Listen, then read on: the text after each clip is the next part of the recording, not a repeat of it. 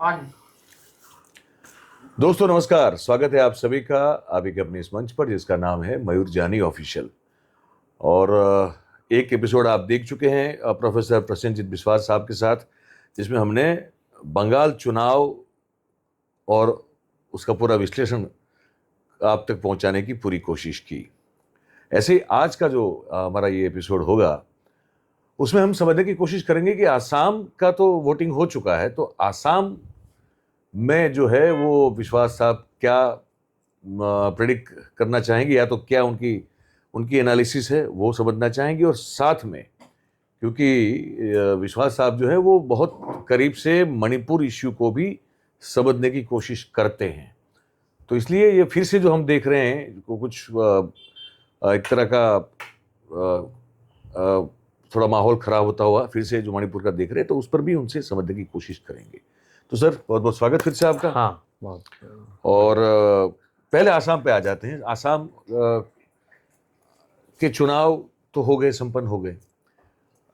आपके हिसाब से जो भी वहाँ घटित अब हमको एज ए रिजल्ट आने वाला है, तो क्या आपने जैसे बंगाल में कहा था कि नो मैटर व्हाट कितना भी हो जाए पर टीएमसी को हटा नहीं पाएंगे, ये आपने इसके पहले वाले एपिसोड में कहा था, तो क्या वहां भी वैसा ही सीन है कि आप हिमंता विश्व शर्मा को हटा नहीं पाओगे, या क्या मामला है वहां पे?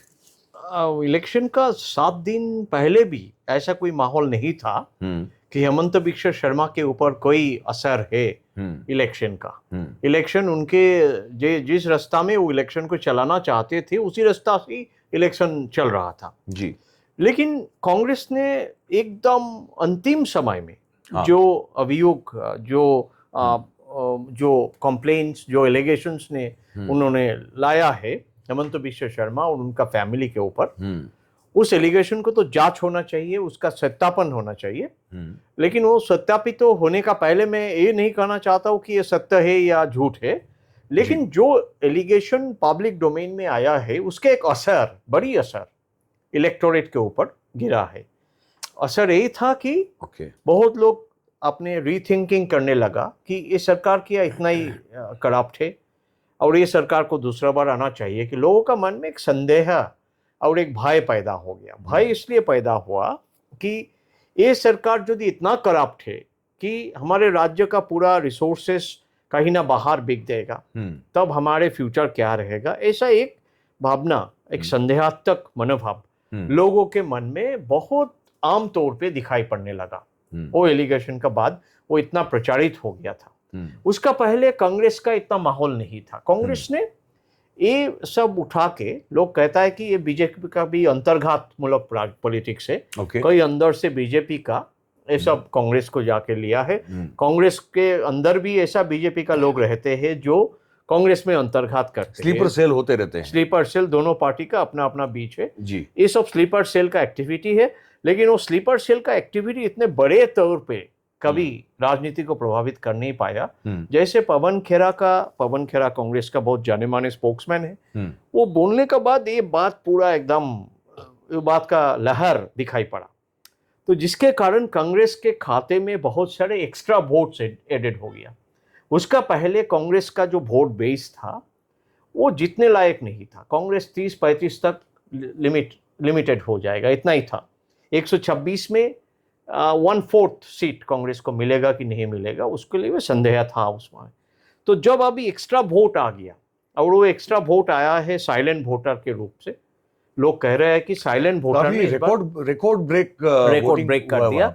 85-86% वोटिंग हो गया, जो असम के सभी रिकॉर्ड को तोड़ दिया। और हमने जो देखा पर्सनली, लास्ट आवर में 10% वोट जाम कर गया। 4 बजे तक 74% वोट था असम के आमतौर पे सभी कॉन्स्टिट्यूएंसी में। 1 घंटा में 10-12% लोग लाइन में खड़ा होकर वोट कर दिया।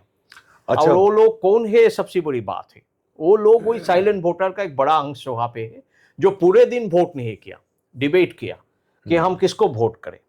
अंत में जाके जो वोट का समय खत्म हो रहा था, तब जाके इन लोगों ने वोट किया। मतलब ये इसमें कोई डाउट नहीं है कि लोग थे, लाइन में खड़े थे और वोट डाल रहे थे। कोई फर्जी वोट नहीं है। अच्छा, सही वोट हुआ है। ओके।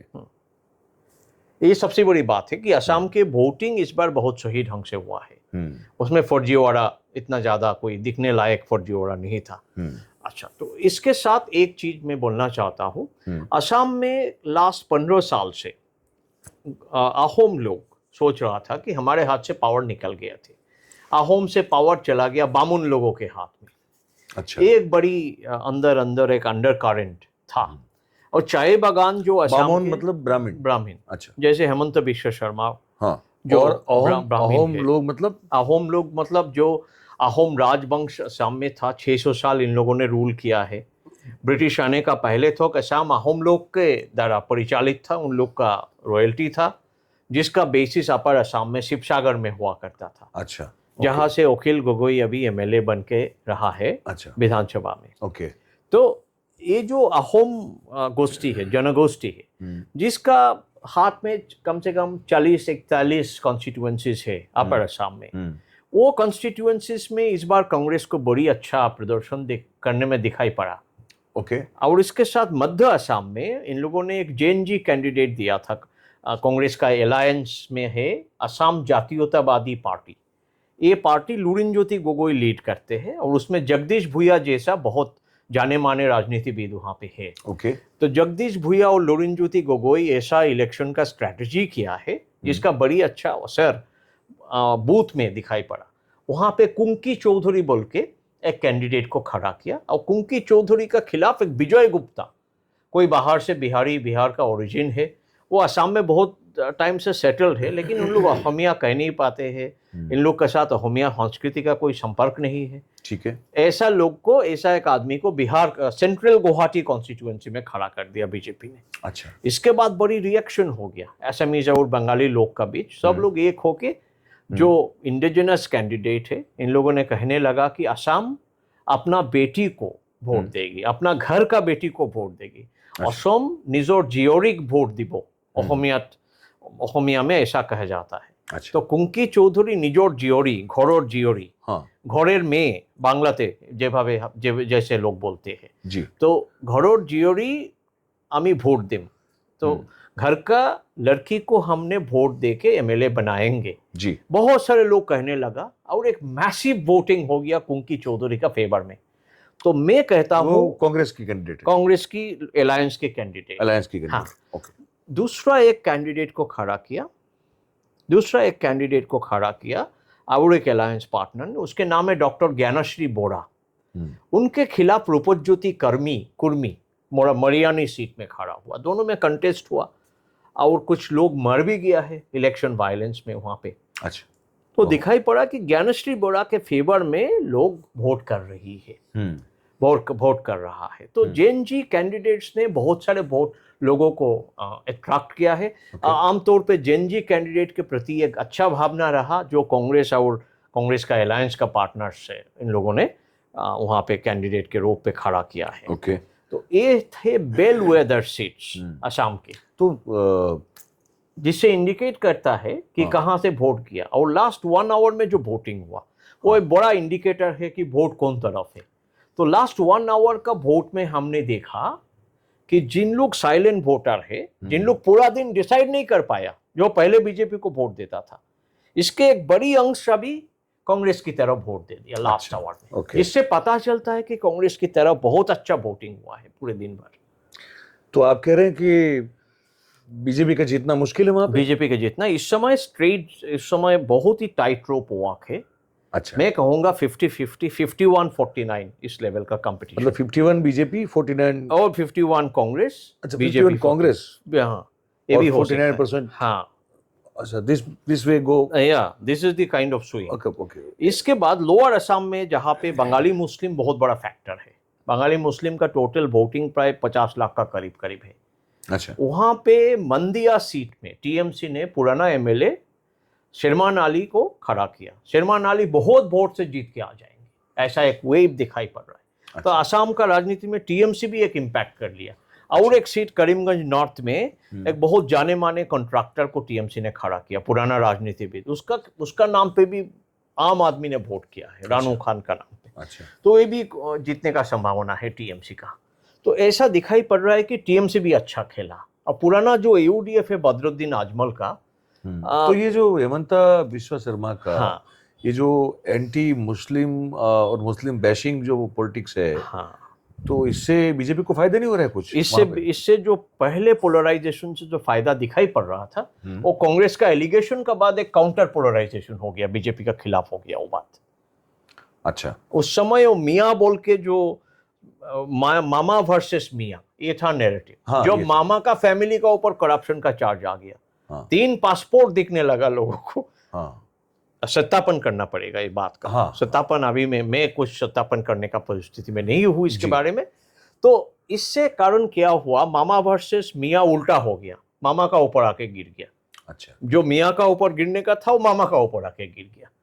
तो असमिया मध्य श्रेणी मिडिल क्लास जो है, जो शिक्षित लोग है, एलिट क्लास है, इन लोग का मन में बहुत बड़ा क्वेश्चन आ गया। ओके, तो दिखाई पड़ा असम का जिन लोग सबसे एडवांस सेक्शन ऑफ पीपल है, अहोम लोग है, जिन लोग असम का संस्कृति का असली धारक वाहक है, इन लोगों ने बीजेपी से हट गया, इन लोग का सपोर्ट बेस। अच्छा, तो ये दिखने लायक है इस इलेक्शन में, कांग्रेस जीते या ना जीते।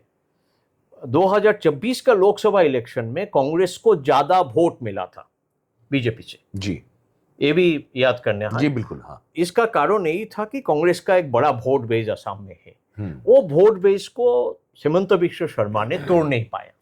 अच्छा, तो संख्या के हिसाब से बहुत अच्छा वोटिंग हुआ कांग्रेस के लिए इस बार।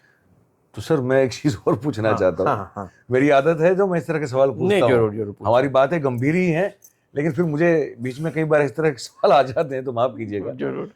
तो मोदी साहब ने वो जो चाय बागान में जाके जो वो चाय का पत्ती वत्ती तोड़ा, हाँ, वो जो महिलाएं थी उनको उनके साथ बढ़िया सी रील बनाई, एकदम, है ना, वो सिक्योरिटी उनकी जो थी एसपीजी सबको छुपा दिया एकदम खंबे के पीछे इधर उधर, और सभी महिलाओं को सुंदर साड़ियां पहनाई, एकदम तैयार करके उनको उनके साथ कितना मेहनत का काम किया था। तो उस मेहनत का भी कोई असर नहीं है लोगों पे वहां पे? नहीं, वहां पे क्या हुआ, कितना अच्छा प्रधानमंत्री है, इतना मेहनत करके सब करता है, 15-20 कैमरा की टीम लाता है, चाय की पत्ती तोड़ता है और चाय वाला अपने आप को बताता है, इसका भी कोई असर नहीं? आपको लगता है कि उस बात का असर होगा या नहीं होगा? चाय बागान में क्या है असली मुद्दा, कि चाय बागान का जो वेज है वो बढ़ा नहीं, डेली वेज जो है, डेली वेज बाहर बढ़ा नहीं, चाय बागान का लोगों का लैंड पट्टा नहीं है। ये मुद्दा बड़ा मुद्दा था, ये उम्मीद था कि प्राइम मिनिस्टर इस मुद्दे में बात करेंगे, लेकिन प्राइम मिनिस्टर, बताइए कि क्या मुद्दा था? यह मुद्दा था कि लैंड पट्टा, चाय बागान का लैंड मिलती है, चाय बागान का लैंड चाय बागान का श्रमिक का हाथ में होना चाहिए, लैंड पट्टा होना चाहिए इन लोग का। नहीं, मालिक होगा ना कोई, नहीं मालिक तो चाय बागान का कोई मालिक होगा, क्योंकि लैंड का पट्टा, चाय बागान का लैंड में जिन लोग रह रहे हैं, हाँ, आज से 200-250 साल से, हाँ, इन लोग का लैंड का ऊपर कोई ओनरशिप है नहीं। अच्छा, मतलब कि जो चाय बागान में जो लेबर का काम करते हैं, उसके जो क्वार्टर्स होते हैं, उनके जो बैकयार्ड है, वो जो लैंड, छोटी लैंड में इन लोग रहते हैं, हाँ, उसके ऊपर उनका पट्टा राइट होना चाहिए। वो पट्टा का राइट बहुत बड़ा मुद्दा बन गया है। तो उसमें हेमंत बिश्व शर्मा ने बोला कि हम इलेक्शन का बाद सबको पट्टा दे देंगे। हाँ, तो लोगों ने उठाया, तो पट्टा तो आप दे ही देंगे, पट्टा दे के क्या आप पूरे जिंदगी भर हमारे और हमारे भविष्य प्रजन्मों को चाय बागान का कूली बनाने चाहते हो क्या? अच्छा। ये मुद्दा, काउंटर मुद्दा इन लोगों ने उठा दिया। अच्छा। साथ में क्या हुआ, झारखंड से हेमंत सोरेन असम में कैंपेन करने के लिए पहुंच गया। इन्होंने एक नया पार्टी खोल दिया असम में,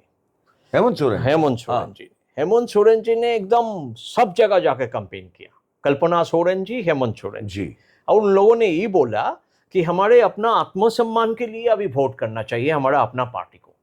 इससे क्या होगा, चाय बागान का जो वोट आगे बीजेपी का प्रति था उसको डिवाइड कर दिया हेमंत सोरेन ने इफेक्टिवली। वो बीजेपी का बहुत बड़ा घाटा कर दिया वो डिवाइड करके। तो चाय बागान का जो 22 से 25% वोट एकदम नेट बीजेपी का खाते में जाता था, उसका कम से कम 10-12% तो अभी कांग्रेस का साइड में, या जो नया पार्टी खोला उसका साइड में चला गया। हेमंत सोरेन जो इंडिया ब्लॉक का पार्टनर है। अच्छा, ओके, ये इंटरेस्टिंग है। ये मुझे नहीं पता था, honestly I was not aware of this. तो ये आंसर है कि प्राइम मिनिस्टर इशू को एड्रेस कर नहीं पाया वहां। हाँ, नहीं, वो महिलाओं ने कहा, उनको पूछा भी दिन का कितना मिल जाता है, वो गलती से पूछ लिया तो महिलाओं ने बता दिया।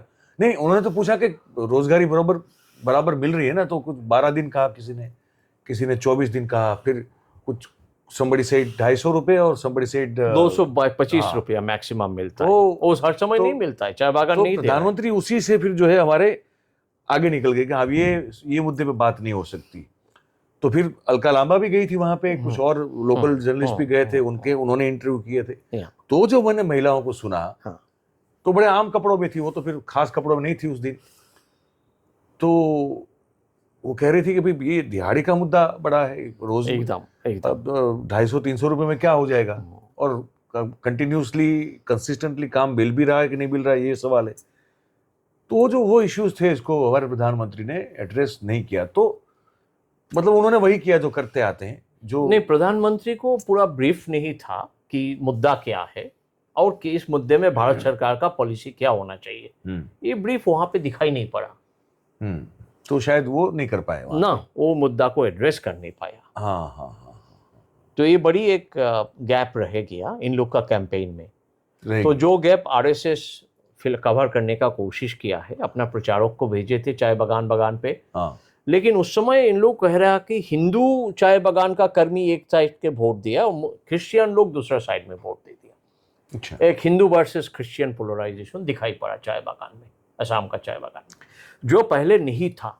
और जो वोट पूरा कांग्रेस के, बीजेपी के खाता में जाता था कांग्रेस पावर से हटने के बाद।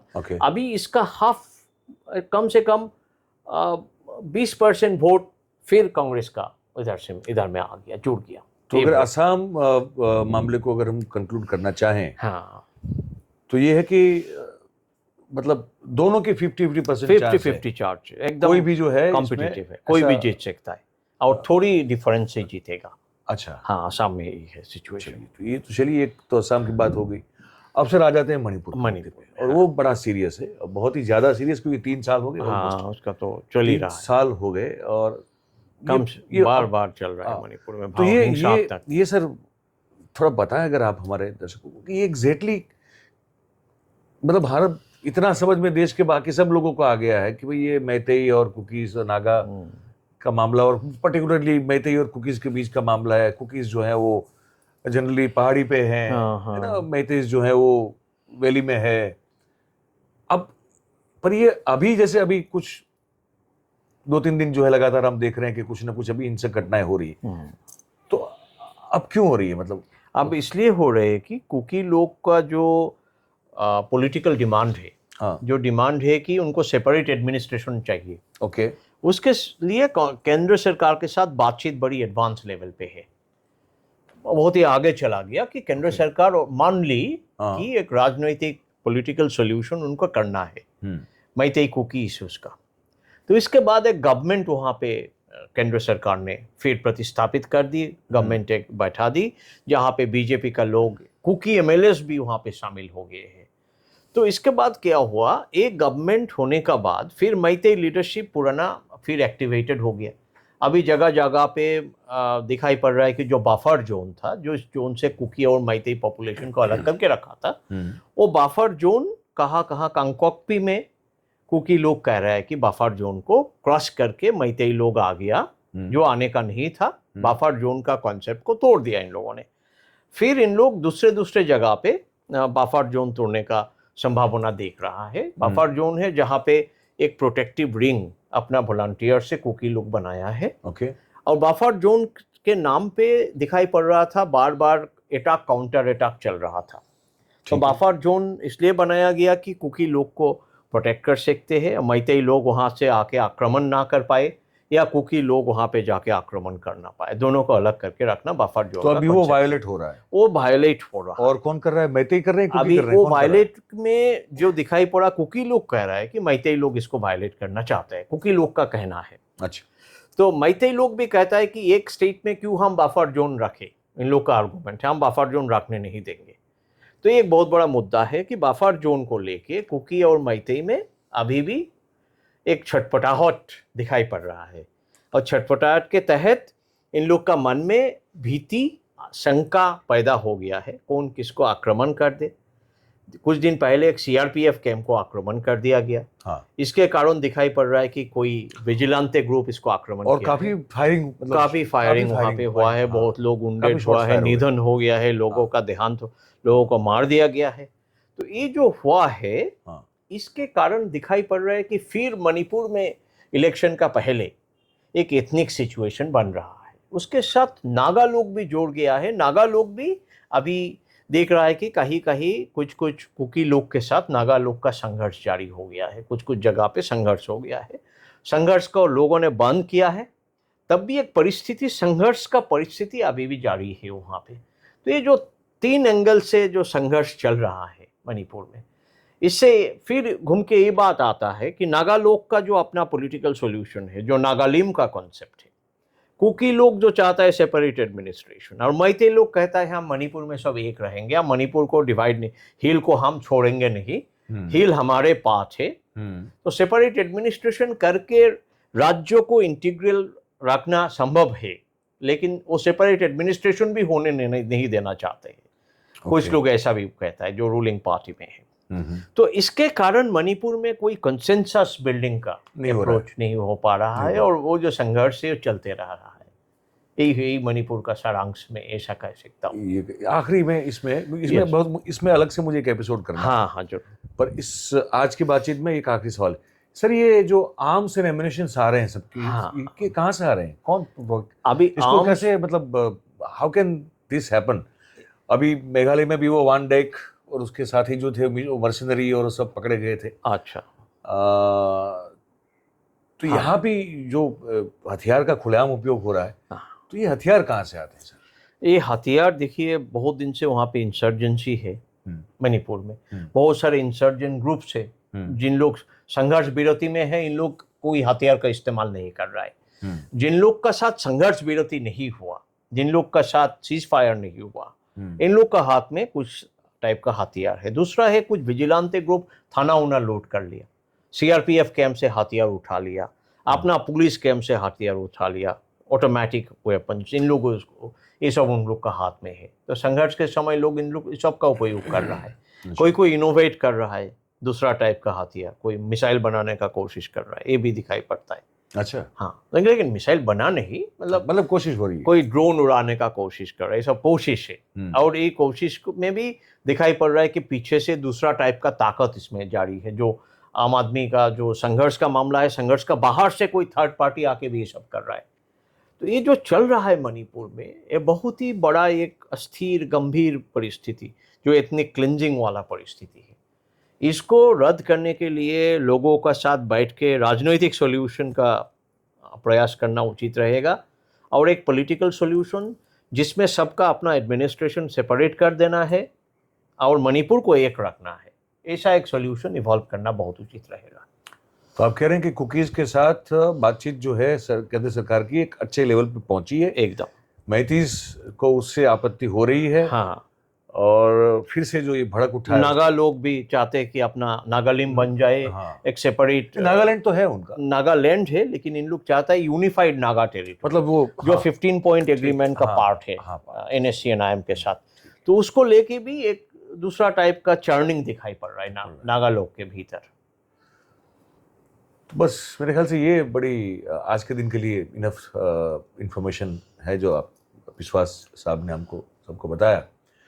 ये अपने आप में बड़ा कॉम्प्लेक्स सब्जेक्ट है, और कॉम्प्लेक्सिटी को सिंप्लीफाई करना सत्ता में बैठे हुए लोगों का काम होता है, जिनके पास हर ताले की चाबी होती है।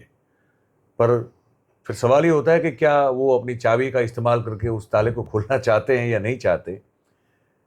क्योंकि यहाँ मणिपुर वाले मामले में तो लग रहा है, जो being an observer and journalist and social engineering student, मुझे जो समझ में आ रहा है वो ये है कि 3 साल बहुत बड़ा वक्त होता है किसी भी स्टेट में अशांति बनी रहे, उसको लेकर बहुत बड़ा एक कालखंड होता है। आम लोग जिनका इन सब कॉम्प्लेक्सिटी से कोई लेना देना नहीं है, जटिलता से कोई, उनको अपना एक जीवन जीना होता है, ऐसे जो लाखों लोग होते हैं, उन सब की हालत बहुत मेरे ख्याल से खराब होकर रखी हुई है। तो उम्मीद करते हैं कि जो सत्ता में बैठे हुए लोग हैं इसको समझे इस चीज़ को। और बाकी असम का सर ने बताया कि बड़ा स्ट्रॉन्ग फाइट है वहाँ पे, तो अब देखते हैं इसमें आगे क्या होता है। तो बातचीत का सिलसिला आज यहाँ पे समाप्त करेंगे और उम्मीद करेंगे कि आप इस बारे में अपनी राय, इस बातचीत को लेकर अपनी राय हमको लिख के ज़रूर से भेजिए कमेंट करके। और चैनल को, इस वीडियो को लाइक करें, चैनल को आप सब्सक्राइब करें, इसकी लिंक को आप शेयर करें और हो सके उतना आर्थिक सहयोग आप भेजें। आपकी जो कंफर्ट लेवल है उसको ध्यान पर रखते हुए, लेकिन भेजें ज़रूर, ये आपसे कहेंगे। बहुत बहुत धन्यवाद करेंगे आप सभी का इस बातचीत में हमारे साथ जुड़ने के लिए। Thank you very much. नमस्कार।